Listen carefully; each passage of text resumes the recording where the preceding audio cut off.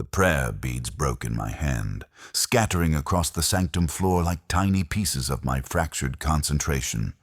And that was when I knew something had changed in the warp currents around the ship. Not the beads themselves, not the physical failure of cheap wooden spheres held together with frayed cord, but what the breaking represented.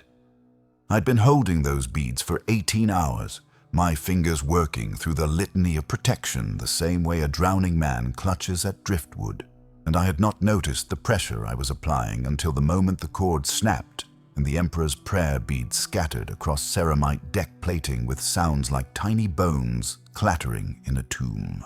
My name is Theron Nix, astropath secundus of the Imperial Navy frigate Vigilant Dawn, and I'd been too long at my post, too long channeling messages through the howling chaos of the Imperium, too long keeping my mind open to the vast and terrible distances between stars, while simultaneously holding the equally vast and terrible things that lived in those distances at bay. The Orc incursion in the Calixis sector had demanded constant communication, emergency transmissions flowing through my sanctum like toxic water through corroded pipes, each message carrying its own burden of desperation and death. Casualty reports from worlds being overrun by greenskin hordes. Requests for reinforcement that would arrive too late or not at all. Orders from admirals and generals who understood tactics and strategy, but not the cost of maintaining psychic contact across light years, while something on the other side pressed against your consciousness, like a predator testing the bars of a cage. 18 hours without rest. 18 hours with my mind stretched thin as parchment, my psychic wards eroding like stone beneath acidic rain, my concentration fragmenting into something that resembled awareness, but lacked its former strength. I knew the danger. They taught us about it during training on Holy Terra in the great complex beneath the Imperial Palace, where thousands of young psychers learn to survive in service to the Emperor who sits eternal on the Golden Throne. They taught us that the mind is not infinite, that psychic power draws from wells that can run dry, that wards and protections require constant renewal like plants require water and light. They taught us what happens when a psyker overextends themselves, when exhaustion makes them vulnerable, when the things that hunt in the warp find an opening in defenses that should never have failed. But knowing danger and avoiding it are different things entirely, especially when duty demands you remain at your post despite exhaustion, despite the warning signs, despite the small voice in the back of your consciousness that whispers about rest and recovery and the terrible consequences of ignoring both. I gathered the scattered prayer beads with hands that shook from something more than physical fatigue, my fingers moving through motions made automatic by years of ritual, while my mind tracked something else entirely. There was a wrongness in the air of my sanctum, a quality to the recycled oxygen that suggested presence rather than absence, attention rather than emptiness. The Vigilant Dawn's Geller fields maintained their integrity. The ship's navigator confirmed no breaches in the protective barrier that kept the horrors of the warp from manifesting aboard Imperial vessels, traveling through that realm of impossible physics and conscious malevolence.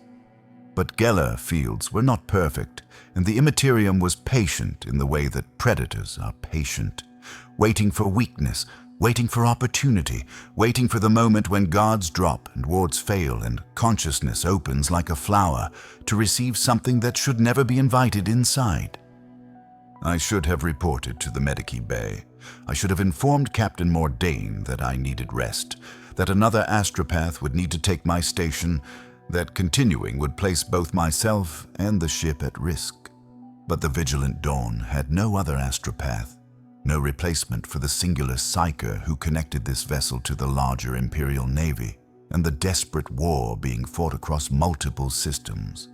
I was not replaceable, not here, not now, not while orcs threatened to overrun entire subsectors, and every message I failed to transmit might mean the difference between survival and annihilation for millions of Imperial citizens. So I remained at my post, and I tried to rebuild my wards, and I did not notice when the air in my sanctum grew colder, when the shadows in the corners began moving with purpose rather than random fluctuation, when something that existed partially in reality and partially in the space between spaces began to materialize in the room where I sat, surrounded by incense smoke and prayer scrolls and the accumulated detritus of a psyker's life. The Psychneuein came through the wall, not breaking through, not forcing its way past physical barriers, but sliding between dimensions like water flowing through cracks in stone, its chitinous body appearing first as suggestion and then as horrible certainty in the periphery of my vision. I saw it the way you see nightmares, with a part of consciousness that recognizes wrongness before conscious thought can process details. 2.5 meters of alien horror suspended between the material world and the Imperium, its body resembling a wasp in the way that a Promethean fire resembles a candle, similar in basic structure but vastly more terrible in execution. Translucent wings that caught light from angles that should not exist, each membrane shimmering with colors that hurt to perceive directly. A segmented abdomen that pulsed with movements suggesting something gestating within. Mandibles that dripped substances I had no desire to identify. But worst of all were its compound eyes, dozens of facets that caught and reflected my own psychic presence, showing me how I appeared to this creature from the warp, how my exhausted mind glowed like a beacon in darkness, how my weakened wards appeared not as protection, but as invitation. Training took over before conscious thought could freeze me in place.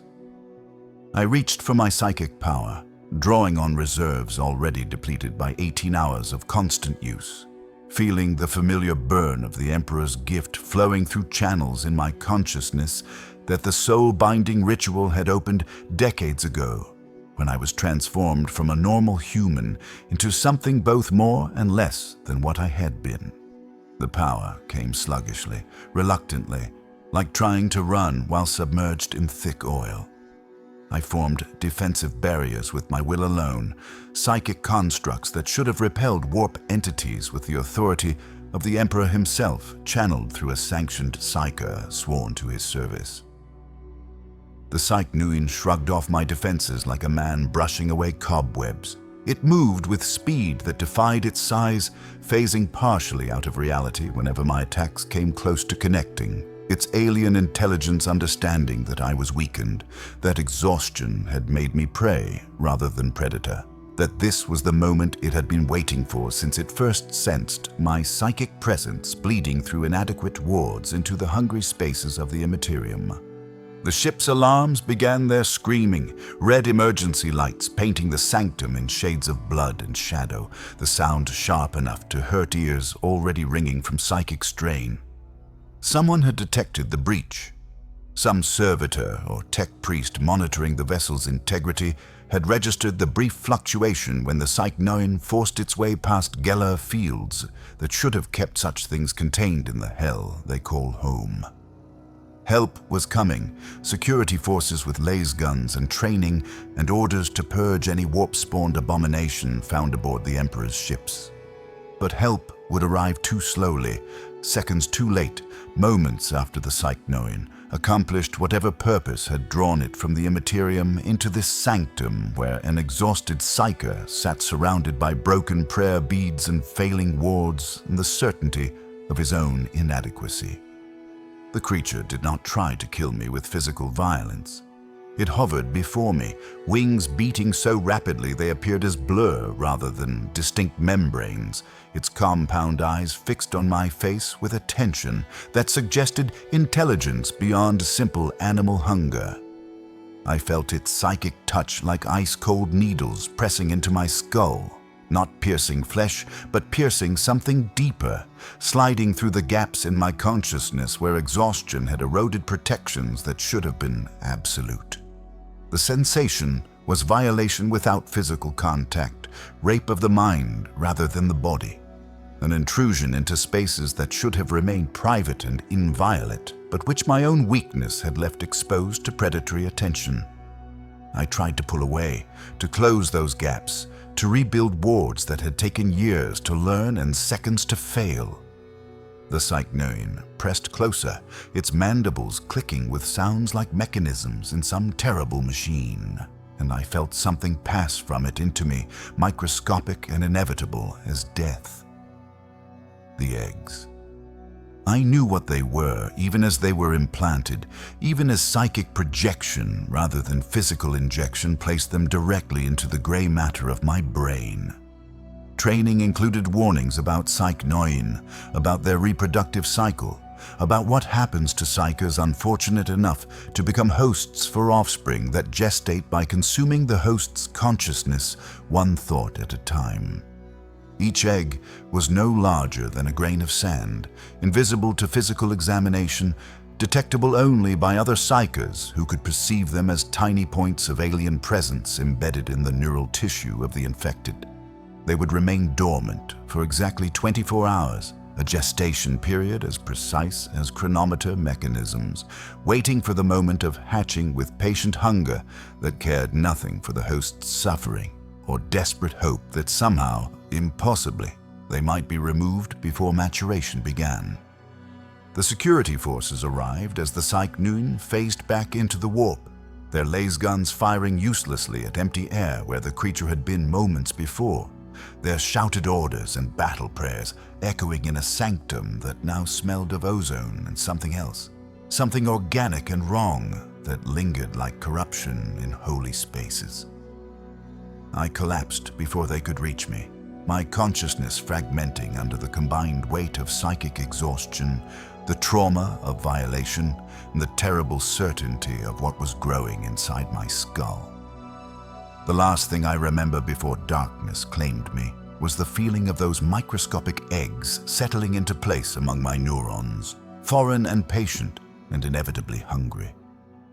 I woke in the Medici Bay to the smell of antiseptic and recycled air filtered through systems designed to remove biological contaminants from atmospheres aboard ships where hundreds of crew members breathed the same oxygen for months or years at a time. The ceiling above me was the standard gray of Imperial Navy installations, marked with high Gothic script identifying the bay's designation and emergency protocols.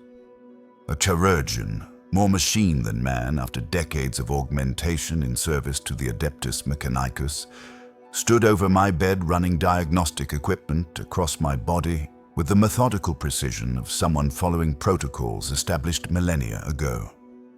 His optical sensors whirred as they adjusted focus, red lenses tracking readings on equipment I could not see from my position on the medical slab. A junior officer, young enough that his uniform still looked crisp rather than worn by years of service, stood nearby with the nervous expression of someone who has been ordered to remain present but given no clear instructions about what to do. The chirurgeon spoke in monotone flat enough to suggest heavy augmentation of his vocal systems, each word precisely articulated with no variation in pitch or rhythm. Physical examination shows no abnormalities. Neural scans reveal no structural damage. Blood chemistry within acceptable parameters for post-psychic strain recovery. Recommendation stands for 72 hours rest, followed by gradual return to active duty. His mechanical hands continued their work as he spoke, placing instruments back into storage cases with movements smooth as servitor programming. But there was something else in the bay, a presence I felt before I saw, a psychic signature that marked another touched by the warp and trained to survive its attentions. Sanctioned Psyker. Lyra emerged from the shadows near the bay's entrance, her scarred face tight with expression that mixed horror and pity in equal measure. She dismissed the chirurgeon and the junior officer with authority that came not from rank, but from the respect and fear that psychers command among normal humans who understand just enough about the warp to know they want no part of its mysteries.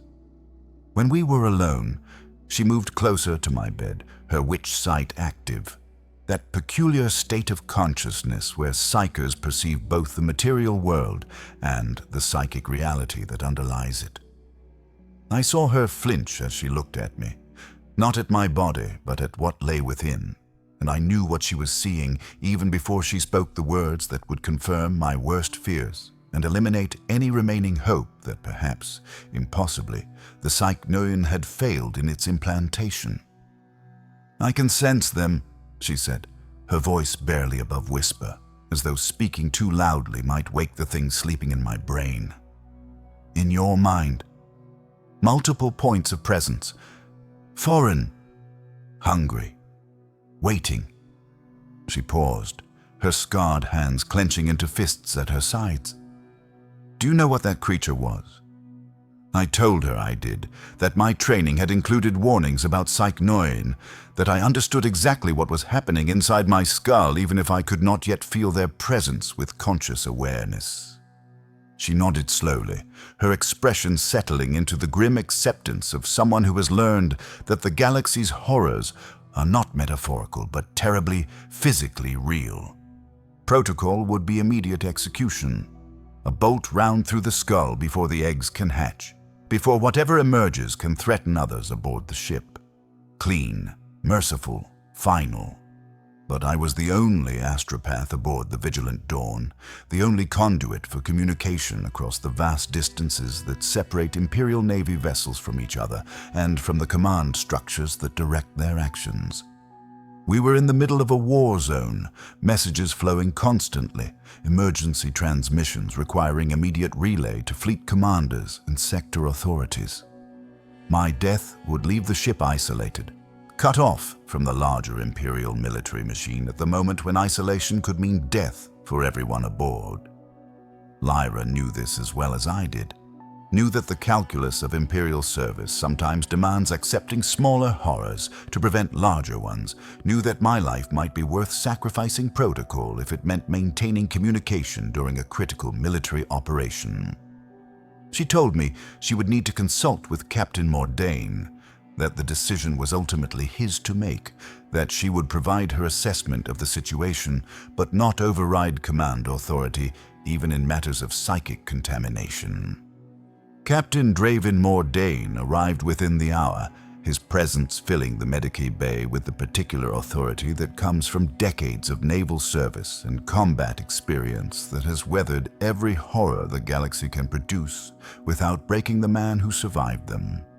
He was old by Navy standards, his face lined with scars earned in boarding actions and ship-to-ship combat across half a dozen sectors, his uniform decorated with service ribbons that represented campaigns most crew members could only read about in official histories. He looked at me with eyes that had watched men die in every way that the 41st Millennium makes possible, with expression that suggested he had already made his decision before entering the bay, but wanted to confirm details before acting on that decision. "Can you still serve?"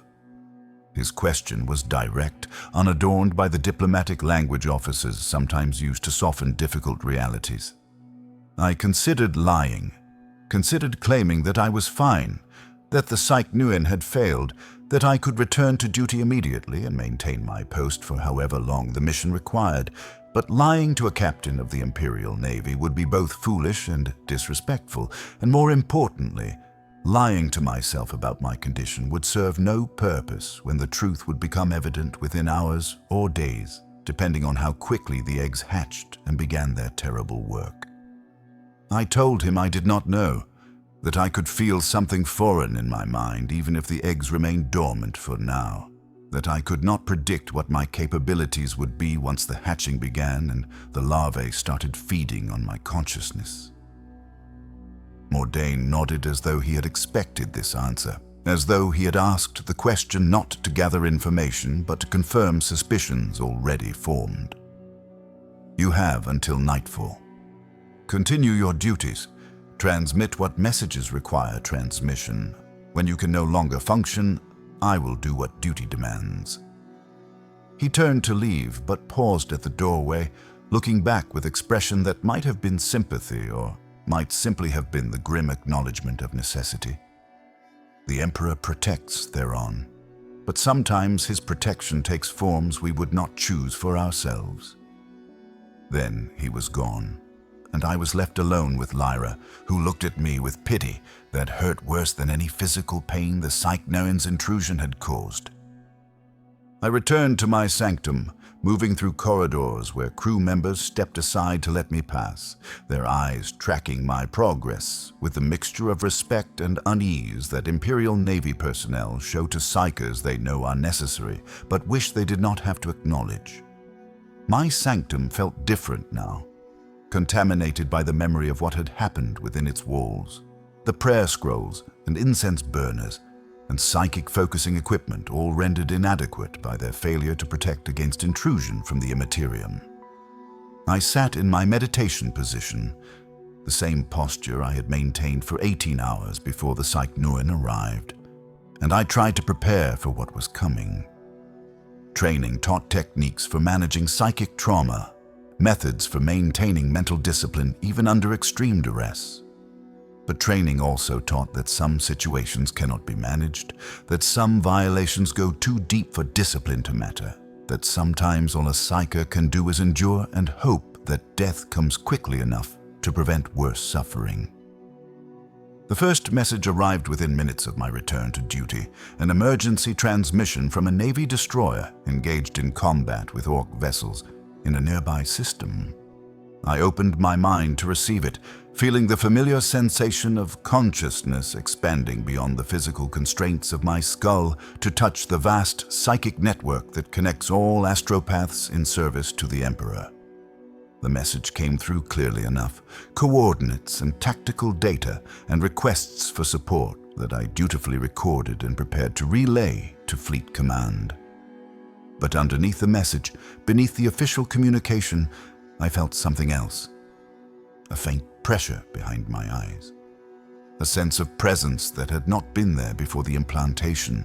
The eggs, still dormant but somehow aware, responding to the psychic activity that mocked me as their host and them as parasites, preparing for the feast that would sustain them through maturation.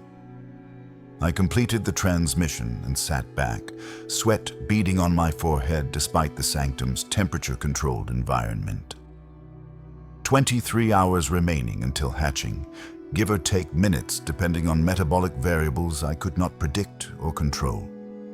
23 hours to serve, to maintain my duties, to function as an astropath, while knowing that each message I transmitted might be my last, that any moment might bring the hatching and the horror that would follow. I found myself thinking about the blue robe I had seen years ago during my own transformation, the servitor who had once been a woman cleaning floors with methodical repetition, her consciousness reduced to simple programs and basic functions. Would that be my fate? Not death, but something worse, transformation into a host whose body would serve as incubator for creatures that would eventually tear free, leaving behind a shell that might still technically be alive but empty of everything that made Theron Nix a person, rather than simply meat and neural tissue arranged in humanoid configuration. The day passed in fragments, each message transmitted taking longer than the one before. My concentration requiring increasing effort to maintain as the pressure behind my eyes grew stronger, and the sense of alien presence became harder to ignore. By the 6th hour, I was having difficulty remembering basic protocols, the long codes and cipher systems that astropaths use to ensure secure transmission across warp space, suddenly seeming unfamiliar, as though I were reading them for the first time rather than the 1000th. By the 9th hour, I could feel them moving, not physically, but psychically. Tiny presences stirring in the depths of my consciousness like sleepers beginning to wake.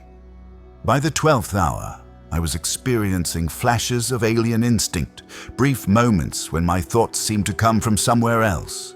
Hunger for psychic energy that was not my hunger. Awareness of the Imperium that felt wrong because it came from perspective that was not human. Lyra checked on me every few hours, her witch sight tracking the egg's progress with the grim attention of someone watching a timer count down to inevitable catastrophe. She told me the eggs were growing, feeding on my latent psychic energy, even while still dormant, preparing for the moment when hatching would allow them to feed more actively. She asked if I wanted her to remain with me, to provide whatever comfort was possible for someone in my situation. I told her no, that I wanted to face this alone, that having an audience for my degradation would somehow make it worse than it already was. She accepted my decision with the understanding of someone who has learned that dying with dignity sometimes requires solitude. By the 18th hour, I could no longer complete full transmissions, my concentration fragmenting mid-message, leaving receiving astropaths confused and alarmed by the psychic static that replaced coherent communication.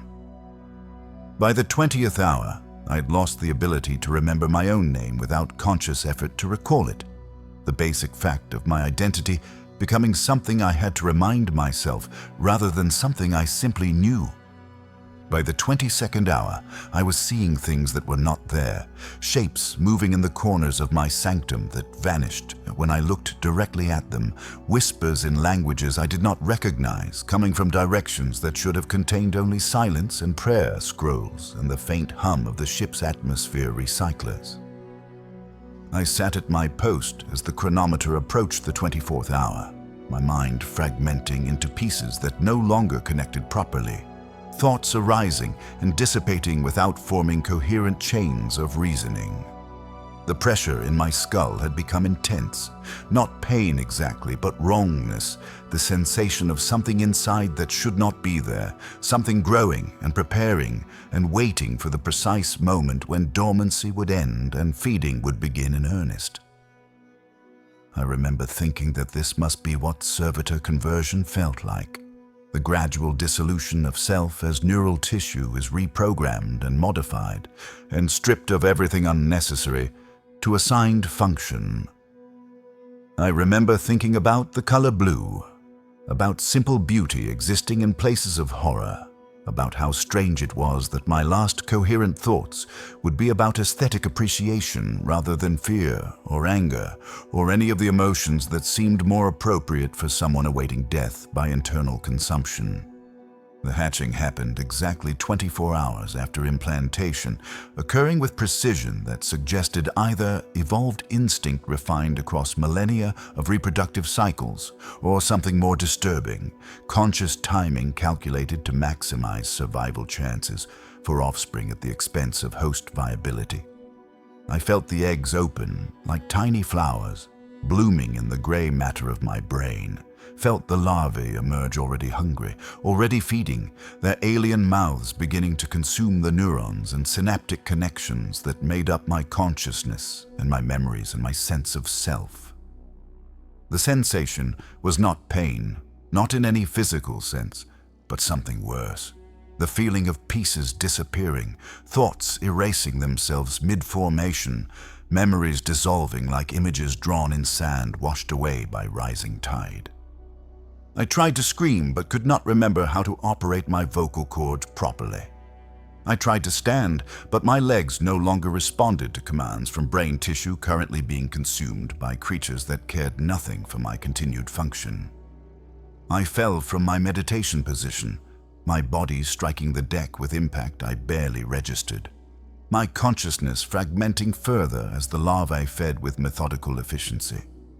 I could perceive them with my witch sight, spiny slug-like things visible only in the warp, translucent and grotesque, each one perhaps the length of a human finger, perhaps a dozen of them scattered through my neural tissue and eating their way toward maturity with patient hunger that knew instinctively what tissue to consume and what to leave intact to maintain host viability for as long as possible.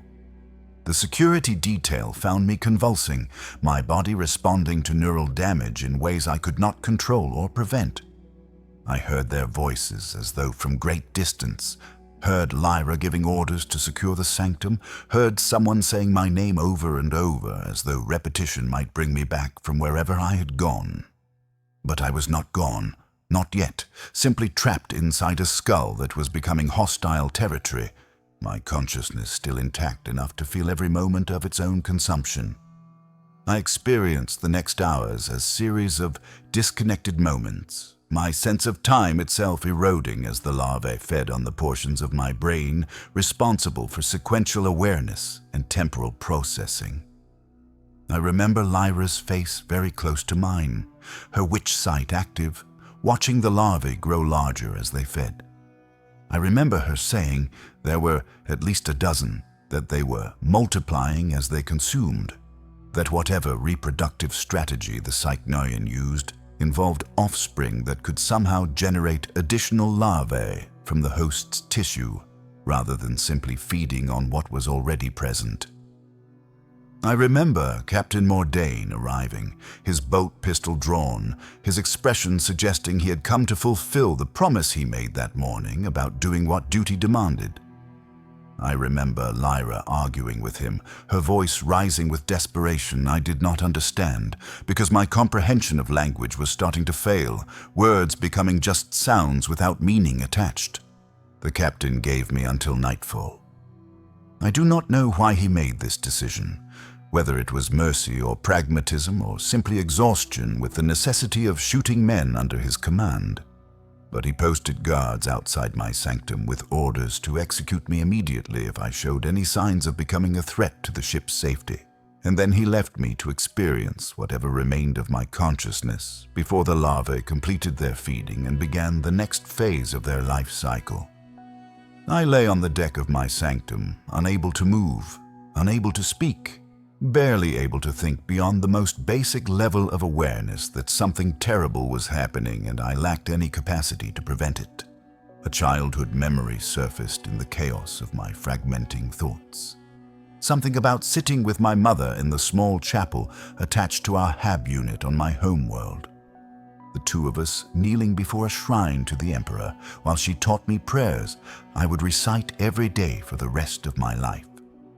The memory was vivid, more real than my current circumstances, every detail sharp and clear, from the rough texture of the kneeling pad beneath my legs, to the smell of incense burning in offering bowls, to the sound of my mother's voice, speaking words of devotion with conviction that suggested the Emperor truly did protect those who served him faithfully. Then the memory was gone, not fading naturally, but erased, consumed by larvae that fed on neural tissue without caring that they were destroying something irreplaceable, something that had sustained me through decades of service and sacrifice, and the constant terror of opening one's mind to the warp while maintaining enough sanity to function. More memories disappeared. My first day at the astropathic training complex on Terra, the binding ritual where I stood before the golden throne and felt the Emperor's psychic presence burn through my consciousness like cleansing fire, the faces of fellow students who would become colleagues and friends and eventually casualties of the Imperium's endless war. Gone. All of it gone, devoured by creatures that turned human experience into biological fuel for their metamorphosis, from egg to larva to whatever form they would take when they finally matured enough to abandon my body as their birthplace and prison. I felt my sense of self eroding, the basic understanding of who and what I was disappearing piece by piece until I no longer knew if I was Theron Nix or someone else, or simply a collection of neural processes executing without purpose or direction. The larvae were growing rapidly, their bodies swelling as they consumed, their spiny slug-like forms becoming more substantial as they prepared for pupation. I could feel their mass increasing inside my skull, pressure building as more tissue was converted to larval flesh, my brain shrinking while they expanded. The physical sensation was horror beyond description, violation at the most fundamental level, my body being transformed into incubator from the inside out, while consciousness remained intact enough to register every moment of the transformation. I wanted it to end, wanted Captain Mordain to return with his bolt pistol and provide the mercy of quick death, wanted anything except continued awareness of my own consumption by alien organisms that cared nothing for my suffering or my desperate desire for it to stop.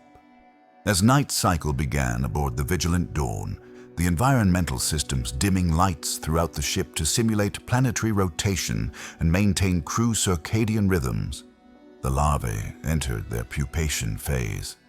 The feeding stopped abruptly, their consumption of my neural tissue halting at some predetermined point that left me diminished, but technically alive.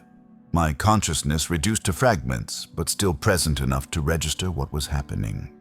I felt them hardening, their soft larval bodies developing protective shells, their metabolic processes slowing as they prepared for the final transformation from mobile feeding stage to something else. Something that would eventually emerge as fully formed Psychneuein, capable of reproducing the cycle that had brought them into existence inside my skull. For brief moments, as the pupation began, I experienced something like clarity, the eye of the storm where the feeding had stopped, but the emergence had not yet begun. I used what remained of my consciousness to make contact with Lyra, pushing thoughts toward her through the psychic connection that all trained psychers share to varying degrees, depending on their strength and specialization. The message was simple, stripped of all complexity because complex thoughts were beyond my current capability. When I die, burn everything, they will emerge at dawn. I felt her receive the message, felt her grief and determination mixing together into resolve to do what I asked. She promised, her thoughts reaching back to me with warmth that felt like absolution, even though I had nothing to be absolved of except the simple crime of exhaustion and weakness in a galaxy that punishes both with equal brutality. Captain Mordain returned to my sanctum one final time, his bolt pistol ready, his expression suggesting he had spent the past hours preparing himself for what he needed to do. I was lying on the deck where I had fallen, my body positioned awkwardly, but my consciousness too scattered to care about physical comfort. He stood over me, looking down with eyes that had seen too much death to flinch from adding one more to the count. I should have done this hours ago, Astropeth. The Imperium thanks you for your service. He raised his pistol, the barrel pointing at my forehead, and I felt something like gratitude that death would come as bolt round rather than slow dissolution. I tried to nod, to indicate my acceptance, but my body no longer responded properly to commands from my fragmenting consciousness. Before Mordain could fire, the pupae inside my skull began hatching, the metamorphosis completing ahead of whatever schedule the captain had expected. My body seized, muscles contracting in response to neural signals that no longer came from my brain, but from the alien organisms that had replaced significant portions of it. The perils of the warp manifested around me, reality tearing at the edges as my dying psychic presence screamed into the Imperium without conscious direction or control. The manifestation was not dramatic, no demons pouring through rifts between dimensions, just simple, violent distortion of space-time as psychic energy leaked into the material universe without the filters and controls that trained astropaths used to prevent such accidents. Mordain and his guards were thrown backward by psychic shockwave, their bodies slamming into bulkheads with force that left at least one unconscious and another bleeding from ears damaged by pressure differentials their anatomy was never designed to withstand. I felt my jaw dislocate, the bone separating from its connections with sounds like breaking timber, my mouth opening wider than human anatomy should allow. The first Psychneuein lava forced its way through, tearing tissue as it emerged from inside my skull into the sanctum's recycled air. The agony was absolute, pure experience of pain without the capacity to process or contextualize it. Just raw sensation transmitted through neurons that were being destroyed even as they carried their final messages. More larvae followed, each one ripping free through whatever opening provided the path of least resistance. Some came through my eye sockets, the soft tissue there providing easy access as they squirmed into light they had never known during their brief existence inside my brain. Some tore through my nose, breaking cartilage and bone with brutal efficiency. 3 more forced their way through my dislocated jaw, my throat stretching to accommodate their passage in ways that felt like suffocation from inside. I experienced my own death from multiple perspectives simultaneously, my consciousness fragmenting across the larvae themselves through some quirk of psychic connection that meant I felt not only my body dying, but also their emergence into the world that would become their hunting ground. Each larva was perhaps the length of a human forearm, translucent and spiny, resembling slug more than wasp, but already showing hints of the adult form they would eventually take.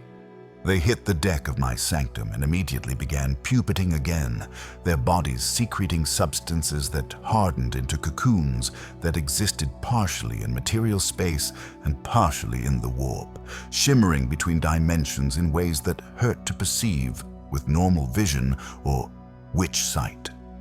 From somewhere very distant, I felt Lyra reaching toward me with her consciousness, trying to maintain contact with whatever remained of Theron Nyx inside the ruined shell of my body. She sensed my psychic signature one final time, felt my gratitude for the attempt to help mingled with warning about what was coming. More coming. The female. She knows there are psychers here. The message was fragments, barely coherent, but Lyra understood, or at least thought she understood. Then consciousness faded, not into death, but into something worse.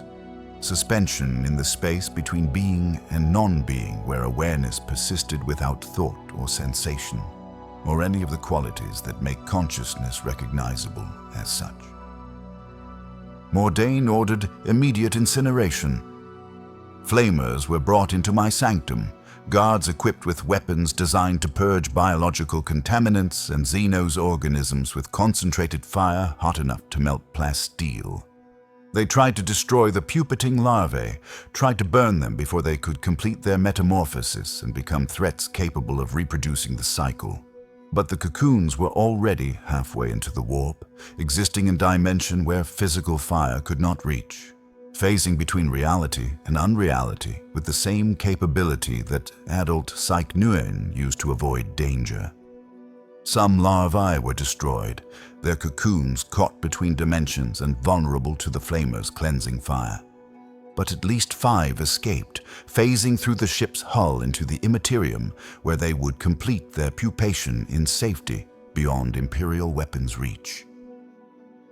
My body was horror, collapsed inward where the larvae had torn free, the skull partially emptied through exits that should never have existed, the face destroyed beyond recognition by the violence of their emergence.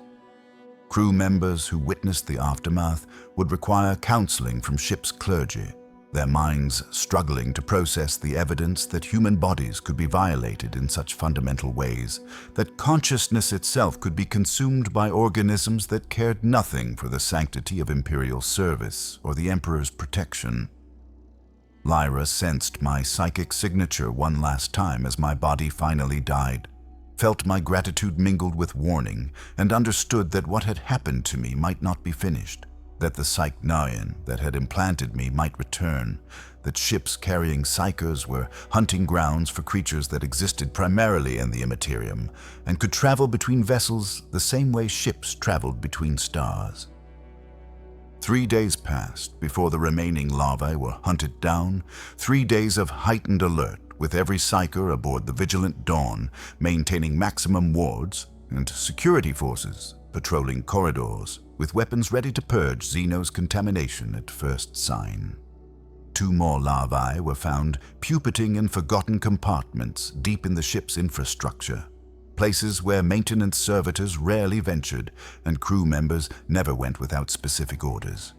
Both were destroyed, their cocoons burned with flamers and plasma weapons, their remains spaced into the void to ensure no possibility of regeneration or survival. 3 larvae remained unaccounted for, presumed escaped into the warp or hiding in locations too deep inside the ship's structure to access without major deconstruction of essential systems. 1 larva had pupated successfully, emerging as juvenile adult approximately 1.5 meters long instead of the full 2.5 meters of mature specimens. It attacked a crew member, a barely psychic boy named Finn who worked as rat-catcher's apprentice, maintaining the servitors that controlled the ship's pest populations and handled biological waste disposal. The boy's screams brought security running, their weapons already firing before they fully understood what they were shooting at. Finn clutched his head, the juvenile Psychneuein hovering over him with intent that needed no translation, its compound eyes fixed on him with the hunger of something that knew exactly what it wanted and would take it regardless of resistance. This time, the crew was prepared, their weapons layered for maximum effectiveness, laser guns and plasma pistols, and even a melter gun requisitioned from the armory, firing in coordinated pattern that gave the creature no opportunity to phase between dimensions. It died before implantation could occur, its body coming apart under concentrated fire, its death shriek audible both as sound in normal space and as psychic scream in the warp that every sensitive aboard ship felt as pressure spike behind their eyes. Finn survived, physically unharmed but traumatized, his nascent psychic talent damaged by the attempted violation, his mind never fully recovering from the sensation of alien presence pressing against consciousness too weak to resist and too strong to ignore completely. The remaining larvae were hunted systematically, security forces using protocols designed for purging Xenos organisms from confined spaces, moving through the ship section by section with methodical precision. One more larva was found in the engine spaces, its cocoon hidden among coolant pipes where thermal signatures from the ship's reactor made detection difficult. It was destroyed with plasma fire, its remains reduced to ash and vapor that filtration systems processed out of the ship's recycled air. The last larva was never found, presumed to have fled permanently into the Imperium, either dead in that hostile environment or surviving long enough to mature and join the population of Psychneuein that hunted through the warp for psychers vulnerable enough to serve as hosts. 1 week later, the Vigilant Dawn was in transit through the warp, its course plotted to bring it to a Navy station for repairs and resupply after the extended combat operations against Orc forces. Geller fields were reinforced to maximum strength, extra psychers assigned to watch duty specifically to detect any warp intrusions before they could materialize inside the ship. But the original female Psychneuein, the creature that had implanted me with eggs that destroyed my consciousness and my life, had followed the psychic scent trail of trauma and violation back to its source. Lyra sensed her first, the massive psychic presence approaching like pressure wave preceding a storm. "She's enormous," she reported to Mordain over the ship's Vox system. "Emperor preserve us, she's a queen." The queen phased through the Geller field where it was weakest, the location determined by instinct or intelligence that understood Imperial technology well enough to identify vulnerable points and defenses designed to keep warp entities contained in their native dimension. She manifested near the astropathic sanctum where I had died, the same location where she had implanted me weeks earlier, her massive body appearing first as distortion in normal space and then as solid horror nearly 4 meters long. She was bloated with eggs, her abdomen swollen beyond normal proportions, her psychic presence like pressure that made breathing difficult for everyone within 50 meters, regardless of whether they possessed psychic sensitivity. She had hunted psychers across the galaxy for centuries, if not longer, her alien intelligence sharpened by experience, her reproductive drive focused with single-minded determination to continue her species' existence regardless of cost to other life forms. Mordain ordered all non-essential personnel to evacuation stations, the ship going to highest alert status as security forces assembled kill teams equipped specifically to engage large Xenos organisms in confined spaces. Lyra provided psychic support, her consciousness extended to track the Queen's movements as she phased partially in and out of reality. Her targeting information fed directly to weapons teams trying to bring concentrated fire to bear on something that refused to remain solid long enough for conventional attacks to connect. The battle was brutal, the Queen faster than anything her size should be capable of, her stinger dripping venom that melted through plasteel deck plating wherever it struck, her mandibles large enough to bite through armored humans as though their protection meant nothing against biology evolved for predation in the warp's hostile environment. She attempted implantation on multiple crew members, her psychic projection trying to force eggs into brains too weak to resist on their own. Lyra had to make terrible decisions in seconds, killing 2 crew members with psychic attacks before the eggs could take hold.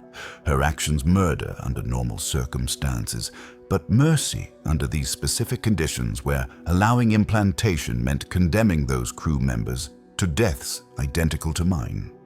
The Queen focused her attention on Lyra after these interventions, her alien intelligence recognizing the stronger psychic presence and identifying it as both threat to her reproduction and superior host for her offspring. The psychic duel that followed was combat at the most fundamental level, 2 consciousness struggling for dominance while physical battle raged around them. Lyra realized during that struggle that the Queen was intelligent in ways that simple animal hunger could not explain, that she possessed something like consciousness, even if it operated according to patterns alien to human understanding. The Queen was cunning, patient, ancient, a being that had survived in the Imperium for centuries by understanding both her environment and her prey well enough to avoid mistakes that would end her existence. She had hunted psychers across light years and through dimensions, feeding on them and implanting them and using them as incubators for offspring that would continue the cycle. She was predator, refined by evolution and experience into something approaching perfection at her specific ecological niche. The battle reached critical point when the Queen successfully implanted 3 more crew members, her attacks coordinated to exploit gaps in the defense as Lyra's attention divided between maintaining psychic resistance and providing tactical support. Mordain made decision that command requires, but no one wants to make. His voice over the Vox system carrying the weight of necessity and grief in equal measure. Emperor, forgive me. Execute all infected. The 3 crew members were shot before the eggs could hatch, their bodies falling to the deck as security forces followed orders that turned them into executioners of their own comrades. The deaths were mercy compared to what I had experienced. Bolt rounds and las fire providing clean endings instead of slow consumption by larvae that fed on consciousness itself. Lyra, exhausted from maintaining psychic defenses while supporting physical combat, made one final desperate push, gathering what remained of her power into focused attack that struck the Queen's consciousness like hammer blow. The attack was not meant to kill, just to stun, to create brief moment of vulnerability that weapons teams could exploit. It worked, the Queen's phasing ability interrupting for crucial seconds as neural shock disrupted her concentration. In that moment, concentrated fire from melter guns and crack grenade finally breached defenses that had withstood everything else thrown at them. The Queen thrashed, her massive body caught between dimensions, half manifested in real space and half remaining in the warp, her death occurring across multiple layers of reality simultaneously. She refused to die quickly, her biology too robust for simple violence to end immediately. Her reproductive drive so strong that even mortally wounded she tried to complete implantation on anyone within reach. Eggs began spilling from her ruptured abdomen, dozens of them, hundreds perhaps, microscopic points of foreign life scattering across the sanctum floor as her body came apart under sustained weapons fire. Mordain ordered the entire section vented to space, emergency bulkheads sealing automatically as explosive charges breached the outer hull and created sudden vacuum that sucked the Queen, her eggs, and 4 armsmen who had been too close to retreat in time out into the warp-tainted void beyond the ship's Geller field protection. Silence fell across the vigilant dawn, broken only by emergency klaxons marking hull breach and orders over Vox systems directing damage control teams to affected sections. The casualty count was brutal. 15 dead, including me. 4 executed as infected before eggs could hatch. 7 wounded seriously enough to require extended medical care. Lyra collapsed from psychic exhaustion, her consciousness overextended past safe limits, her mind requiring days of rest before she would be capable of using her powers again without risking permanent damage or the perils of the warp manifesting around her. The ship's navigator confirmed they needed to exit the warp immediately for emergency repairs, the hull breach serious enough that maintaining Geller field integrity could not be guaranteed if they remained in transit. 2 weeks later, docked at a Navy station where repair servitors swarmed over the Vigilant Dawn's damaged sections and crew members tried to process trauma through whatever means they had available, Lyra recovered enough to sort through my personal effects. Among them, she found my journal, pages filled with notes about astropathic techniques and philosophical reflections, and the mundane details of life aboard an Imperial Navy vessel. The final entries provided insight into what I had experienced, words written while the larvae fed and my consciousness fragmented, desperate attempt to document horror for benefit of anyone who might read them later and learn from my mistakes. The worst part isn't the pain, I had written in handwriting that deteriorated across multiple pages as motor control failed. It's feeling yourself being eaten from within, thought by thought, memory by memory. By the end, I couldn't remember my own name, but I could still feel them, hungry, growing, eager to be born. To any psyker reading this, guard your mind. The moment you drop your wards, the moment you overextend yourself, they're waiting. The Imperium is full of them, hunting for the unguarded and the weak. Remember Theron Nix, who thought duty mattered more than safety and who paid for that error with everything he was.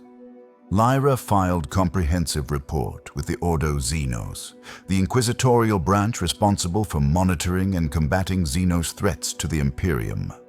Her report detailed everything that had happened from initial implantation through final destruction of the Queen, provided tactical analysis of Psychneuein capabilities and vulnerabilities, recommended protocols for preventing future infestations aboard Imperial vessels carrying psychers. The inquisitorial response confirmed what she already suspected, that Psychneuein infestations were rare but devastating when they occurred, that entire planets had been placed under quarantine because of outbreaks that turned psyker populations into breeding grounds for organisms that reproduced faster than Imperial forces could purge them. The response cited historical examples, including Prospero before the Horus Heresy, where Psychneuein swarms had threatened to destroy human civilization until Magnus the Red learned to control them through psychic discipline that exceeded anything normal psychers could achieve. The official recommendation was that any ship experiencing Psychneuein contact should undergo full psychic cleansing, a process involving sanctioned psychers and trained exorcists, space marines from a chapter specialized in combating chaos and warp entities, spending days or weeks conducting rituals designed to purge any remaining contamination from both material structure and psychic resonance that might attract additional creatures. 3 exorcists were dispatched to bless the Vigilant Dawn, their presence aboard ship a mixed blessing because while their expertise made everyone safer, their methods included exposing crew members to controlled psychic trauma designed to strengthen natural resistance to warp influence. The process was unpleasant but effective, the ship's complement emerging from it with greater awareness of psychic threats and better understanding of why protocols existed to protect psychers from overextending themselves.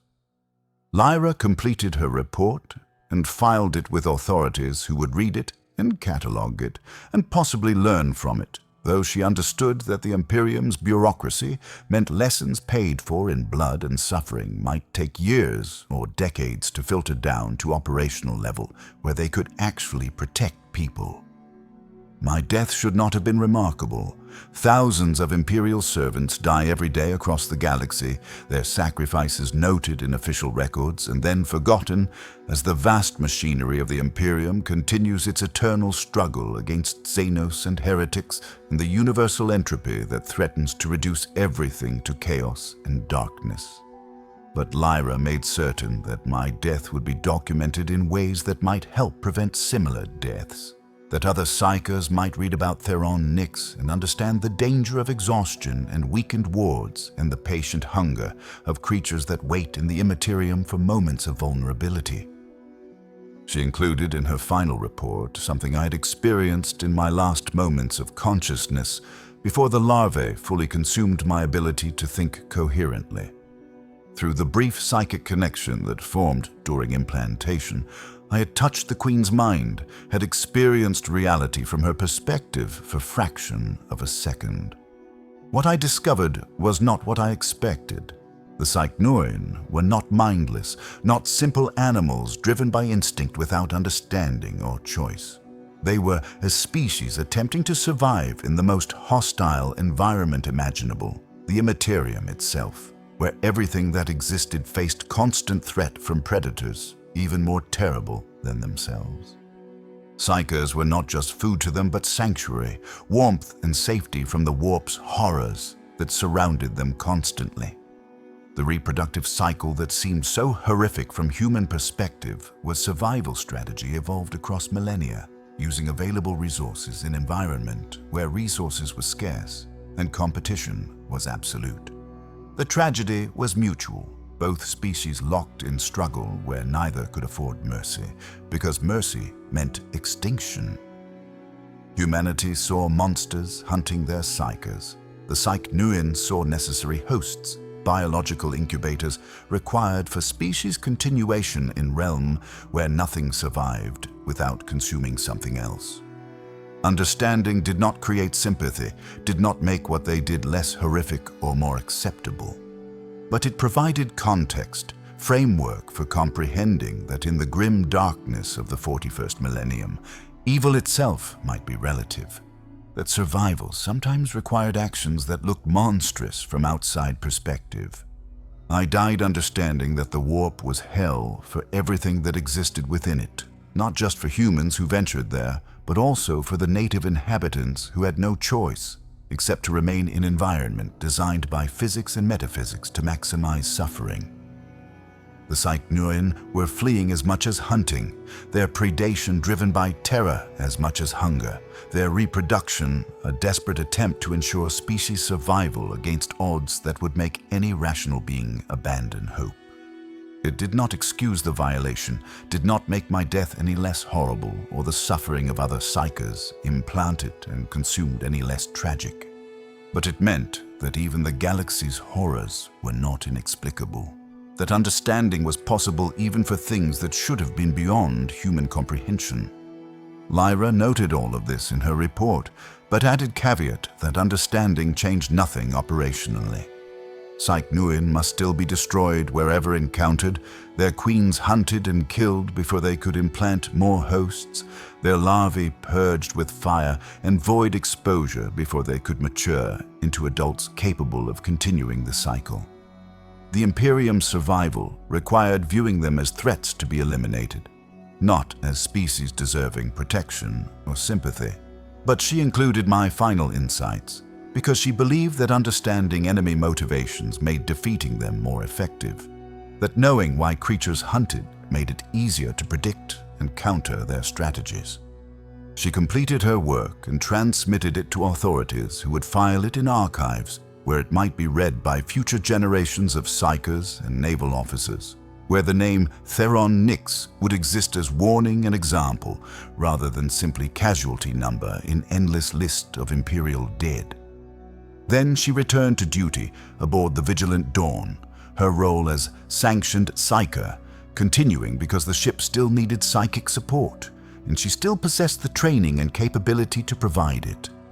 She remembered me not as friend, because psychers learned early not to form attachments that would make deaths harder to bear, but as colleague who had made mistake that anyone might make given same circumstances, exhaustion and duty combining to create vulnerability that hostile universe had exploited with brutal efficiency. The Vigilant Dawn continued its service, repaired and blessed and returned to the Emperor's wars, with full complement of crew members replacing those lost to the Psychneuein attack. New astropath was assigned, young woman fresh from training on Terra, who had learned to maintain proper discipline regarding wards and rest cycles, who who would be taught about Theron Nyx as cautionary tale during her first weeks aboard ship. The galaxy continued turning, its wars and horrors an endless grinding machinery of imperial civilization, proceeding with indifference to individual tragedy. Ships traveled through the warp, psychers maintained their wards, and Psychneuein hunted in the spaces between spaces, their cycle continuing as it had for millennia, and would continue for millennia more unless extinction claimed either humans or the creatures that fed upon them. Lyra sometimes thought about the blue robe I had mentioned in my journal, the servitor cleaning floors with methodical repetition while wearing fabric that reminded me of summer skies on worlds most imperial citizens would never see. She understood what I had meant, why that memory had surfaced in my final moments of coherent thought, why simple beauty became important when everything else was being stripped away by organisms that consumed consciousness itself. She understood because she had her own memories like that, small moments of beauty and galaxy designed to produce suffering, brief instances where aesthetic appreciation transcended practical concerns and allowed glimpse of something beyond endless war and death and service to institutions that demanded everything while providing nothing except purpose. "The Emperor protects," she wrote in her private journal that night after completing her official report. "But he cannot protect us from everything that hunts in the dark between stars. Some threats can only be survived, never defeated. And the Psychneuein will be hunting psychers until the last star dies. All we can do is remain vigilant, keep our wards strong, and pray we never feel that cold, psychic touch that means we've been chosen." The prayer was inadequate, like all prayers when confronted with universe that operated according to rules that cared nothing for human faith or devotion. But inadequacy did not make it less necessary, did not make the attempt at protection through ritual and discipline any less important for being ultimately incomplete. The Imperium endured because individuals like Theron, Nyx, and Lyra, and Captain Mordain continued serving, despite knowing that service often led to deaths as horrible as anything the galaxy could produce. They endured because the alternative was giving up, allowing the darkness to win by default, letting the horrors that hunted in the warp and the void and the spaces between dimensions claim everything without resistance. Somewhere in the Imperium, the larvae that had escaped destruction aboard the Vigilant Dawn completed their pupation and emerged as adult Psychneuein, their wings unfurling in dimension where physics meant something different than in material reality, their compound eyes opening to perceive landscape of thought and emotion and psychic energy that would serve as their hunting ground for however long they survived, an environment that killed more often than it nurtured. They would hunt psychers, would implant eggs in brains too weak or too exhausted to resist, would perpetuate cycle that had begun before human civilization and would continue after humanity's extinction unless something even more terrible than Psychneuein finally ended them. But that future lay ahead, undetermined and unknowable, despite all the prophecies and predictions that psychers sometimes received from the warp's chaotic currents. In the present, the Vigilant Dawn continued its mission, its crew members performing their duties with discipline born from experience and necessity. Lyra maintained her wards, mindful of lessons purchased with my death, careful not to overextend herself even when duty seemed to demand it.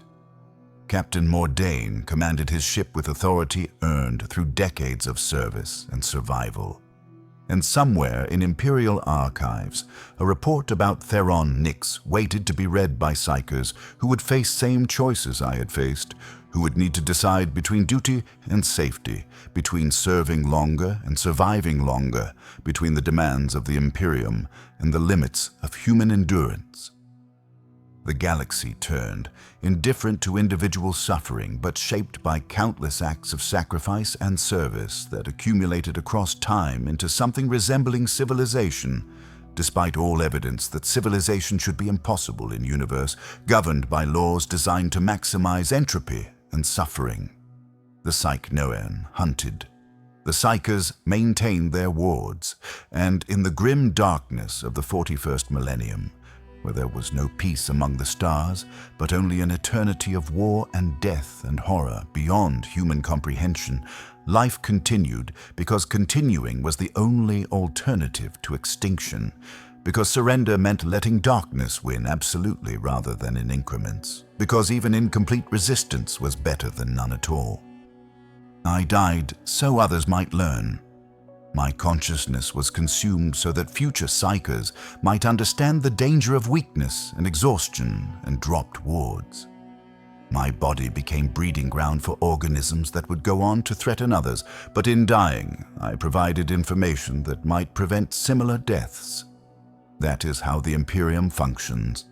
How it has functioned for 10,000 years since the Emperor took his place on the Golden Throne and human civilization reorganized itself around the principle of eternal service regardless of cost. We die so others might live. We suffer so others might be spared. We sacrifice everything so that humanity might endure for one more day, one more year, one more millennium in galaxy that wants us dead and works constantly toward that goal with infinite patience and resources beyond measure. The Emperor protects. But his protection requires our participation, requires that we remain vigilant and disciplined and aware that the moment we falter is the moment something hungry and patient and terrible will exploit that weakness. The Psychneuein are only one threat among countless others, only one species among thousands that hunt humanity across the galaxy and through dimensions we barely understand. But they are real, they are deadly, and they will continue hunting until there are no more Psychers to implant, or until their own extinction claims them first. Understanding this is the first step toward survival. Accepting it is the second. Living with it while maintaining the discipline required to serve effectively is the final step that separates those who endure from those who become cautionary tales in reports filed by survivors. Remember Theron Nix, who served faithfully until exhaustion made him vulnerable, who paid for that vulnerability with consciousness itself, who died so others might learn from his mistakes. Remember that the warp is patient, that its inhabitants wait for moments of weakness, that no amount of training or discipline or faith can provide absolute protection against threats that exist partially outside normal reality. Remember that duty matters, but survival matters too, that serving the Emperor means preserving yourself as asset capable of continued service, that dying in his name should be last resort rather than first response to every challenge. And remember that in the grim darkness of the far future, there is no such thing as perfect safety, no guarantee of survival, no promise that service will be rewarded with anything except opportunity to serve further. We endure because enduring is what humanity does, because giving up means extinction, because the alternative to resistance is darkness, absolute and eternal. We keep our wards strong, we maintain our discipline, we pray to the Emperor for protection, while understanding that his protection requires our active participation. We survive another day and another, until the day we don't, until we join the countless billions who have died in service to the Imperium across 10,000 years of endless war. The Psychneuein wait in the darkness between stars, patient and hungry and terrible. They will be waiting when the last star dies, when the Imperium finally falls, when humanity's long struggle against entropy and chaos and extinction finally ends in whichever way fate determines. Until then, we resist, we endure, we serve. And we remember those like Theron Nix who paid the ultimate price so that understanding might be purchased with their suffering and deaths. The Emperor protects, but sometimes his protection is not enough. Sometimes we must protect ourselves, and sometimes, despite our best efforts and strongest wards and most careful discipline, we fail, and the horrors that wait in the dark finally claim us as they claimed me, as they will claim countless others before humanity's story reaches whatever conclusion awaits at the end of all things. This is the truth of the 41st millennium, the reality that every psyker must accept before they can serve effectively. The warp is full of things that want to consume us. The galaxy is hostile beyond comprehension. Death waits around every corner, in every shadow, in every moment of weakness or inattention. We continue anyway because continuing is what we do, because the alternative is unacceptable, because someone must stand against the darkness, even if standing means dying in the attempt. We are Imperial servants, psykers bound to the Golden Throne through soul-binding ritual that marked us as different from normal humans, as dangerous and necessary in equal measure, as assets to be used until we break and then replaced with others who will break in turn. The cycle continues. The Psychneuein hunt. The psykers maintain their wards, and somewhere in the vast machinery of Imperial bureaucracy, reports like the one Lyra filed are catalogued and archived and occasionally read by people who might learn from them or might simply add them to the growing pile of documentation that chronicles humanity's struggle for survival in a universe that wants us dead. The Emperor protects, but he cannot protect everyone, cannot prevent every death or spare every psyker from the horrors that hunt them. All he can do is provide the framework within which we protect ourselves, the training and discipline and faith that might be enough to keep us alive for one more day. That is sufficient. It has to be sufficient, because it is all we have. The Emperor protects. Remember, Theron Nyx, keep your ward strong, and pray you never feel that cold psychic touch that means a Psychneuein has chosen you as host for its offspring, that your consciousness will be consumed thought by thought until nothing remains except alien organisms preparing to burst free and continue the cycle. Pray that exhaustion never weakens you enough to become vulnerable. Pray that duty never demands more than you can safely give. Pray that the horrors in the warp remain on their side of the Geller fields. But understand that prayer is not always enough, that sometimes, despite everything we do and all precautions we take, the darkness wins anyway. Understand that Theron Nyx did everything right, except for the one thing that mattered most, maintaining rest and recovery in balance with duty and service. Understand that you could be next, that any psyker could be next, that the moment you think you are safe is probably the moment when something hungry and patient finally strikes. Live with that understanding. Serve despite it. Endure until you cannot endure anymore. And when your time comes, whenever and however it comes, die knowing that your service mattered, that your sacrifice will be remembered by someone, that the endless war continues because people like you chose to fight, despite knowing the costs and accepting them anyway. The Emperor protects, but sometimes his protection manifests as lessons learned from the deaths of those who served him faithfully until the very end. Remember Theron Nyx. Remember his warning. Remember that the Psychneuein are waiting, patient and hungry and terrible, for the next psyker who drops their wards at the wrong moment. Remember and survive another day. That is all any of us can do in the grim darkness of the far future, where there is only war and death and horror beyond measure. Remember, survive, serve, until we cannot anymore. Until the darkness finally claims us as it claims everyone eventually. Until our own names become warnings in reports that others will read and hopefully learn from before they make the same mistakes we made. The Emperor protects. Remember Theron Nyx. Keep your ward strong and survive.